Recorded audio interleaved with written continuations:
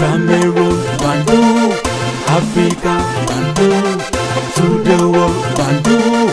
Salut, bienvenue les amis. Sa Majesté Senator Cletus Lonzé, l'homme le plus noir de la terre. L'Algérie est un pays africain. Le Maroc, c'est un pays africain. La Tunisie, c'est un pays africain. La Libye, c'est un pays africain.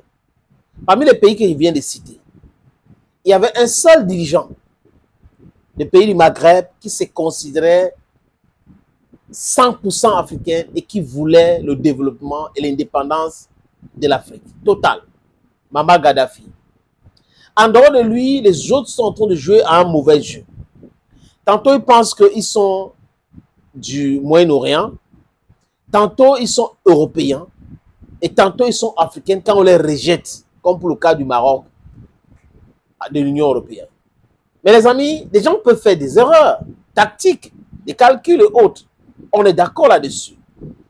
Mais ce qu'il faut comprendre, c'est voir un pays africain combattre un autre pays africain qui est en train de se battre pour sa souveraineté. C'est malsain, c'est criminel. Je parle de l'Algérie.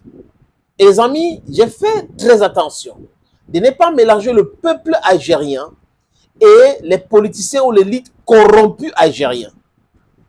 Parce que ce que ces élites-là sont en train de faire au sein de l'armée et l'appareil politique qui gouverne l'Algérie n'a rien à voir avec le peuple algérien. J'ai fait des podcasts ici où des Algériens sont nos frères africains qui ont commenté, qui ont dit des choses. Donc on ne devrait pas faire cette erreur. Cet amalgame-là est fait généralement par ceux qui veulent diviser l'Afrique et les Africains. Nos analyses devraient être froides. Mais on devrait exclure le peuple des jeux politiques et politiciens, des voyous, des bandits, des brigands qui rôdent autour du pouvoir dans nos pays. Jean-Noël Barrot, ministre français des Affaires étrangères, était venu en Algérie dernièrement et il a dit que les contacts ont été renoués entre les services secrets algériens et français, les militaires français et algériens, et qu'ils sont en train de discuter sur comment se mettre ensemble pour régler le problème du Sahel. La France vient en Algérie avec un hors-la-loi appelé Jean-Noël Barrot qui nous parle de l'Afrique. Imaginez la France discuter avec l'Allemagne sur le sort de la Chine, ce que ça va donner, ou sur le sort de la Russie, ce que ça va donner. Nous devrons nous faire respecter. Heureusement qu'en retour, il n'y a pas eu ce discours de la part du ministre algérien des Affaires étrangères. Nous devrons dire à la France, droit dans les yeux, les Africains ne vous doivent rien. Vous devez tout aux Africains. Vous devez payer la réparation. On parle là de 50 trillions de dollars ou d'euros. Regardez ce qui se passe à Haïti. Des criminels ont fait signer des accords coloniaux aux Haïtiens pour payer une dette stupide, criminelle, exactement avec les accords coloniaux avec les pays africains, où ces bandits, ces criminels qu'on appelle des Gaules, nous a plongé là-dedans. Les amis, de notre point de vue, quand on regarde notre histoire, on ne peut pas traiter de Gaulle autre chose qu'un criminel. Quand on regarde notre histoire, on ne peut pas traiter Jacques Chirac autre chose qu'un criminel. Quand on regarde notre histoire, on ne peut pas traiter François Mitterrand autre chose qu'un criminel. Nicolas Sarkozy, François Hollande, et actuellement, je laisse Giscard d'Estaing, Pompidou et les autres, parce que c'est toujours les criminels de notre point de vue. Emmanuel Macron, exactement comme ça.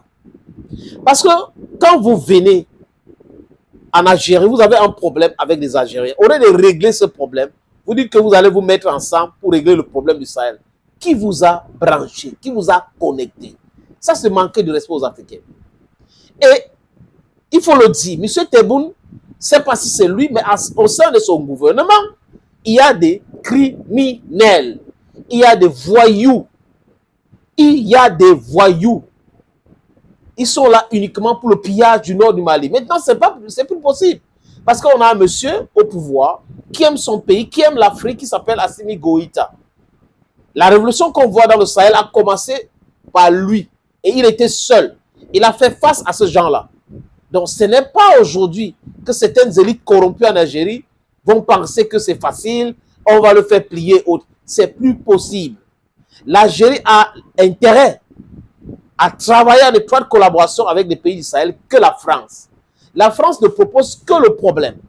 Et des problèmes, le désordre. La France ne peut pas être une solution. La diplomatie française devrait savoir, et nos amis algériens aussi le savent. Donc, j'en appelle à la conscience collective des influenceurs algériens, africains. On doit se mettre ensemble pour défendre nos intérêts.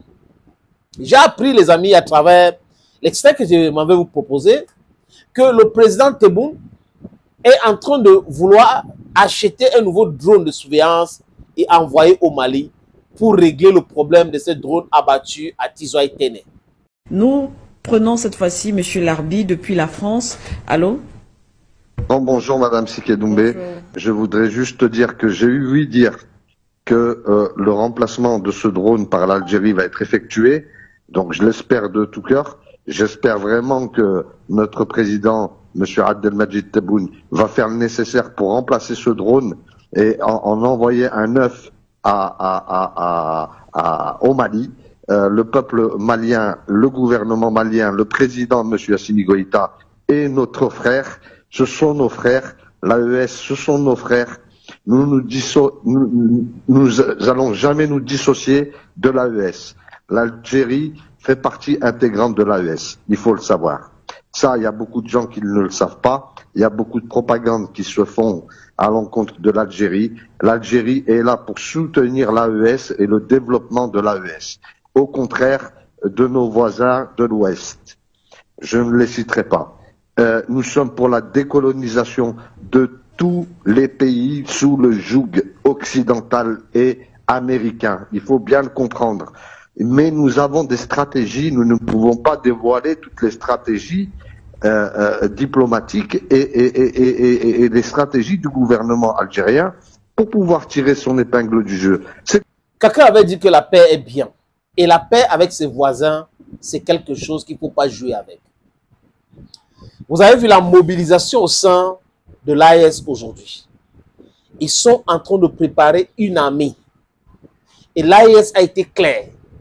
Vous attaquez le Mali, vous attaquez l'AES. Et si l'AES a fait plier l'OTAN, la France et tous ces gens-là, ce n'est pas l'Algérie ou des élites corrompues en Algérie qui vont penser qu'ils peuvent faire quelque chose. Les Algériens ne sont pas d'accord avec des criminels, des voyous qui sont des élites en Algérie, qui passent leur temps à voler, à spolier ce pays et qui veulent mettre à feu et à sang l'Algérie avec l'AES. Je répète, l'Algérie a l'intérêt à coopérer avec l'AES qu'avec la France. You must understand this. Politics and politicians in Nigeria. Understand this. You can only cooperate with your neighbors better than people who are far away from you. Parce que l'histoire coloniale de l'Afrique et de l'Algérie, c'est quelque chose qui est encore frais dans la mémoire de beaucoup de personnes.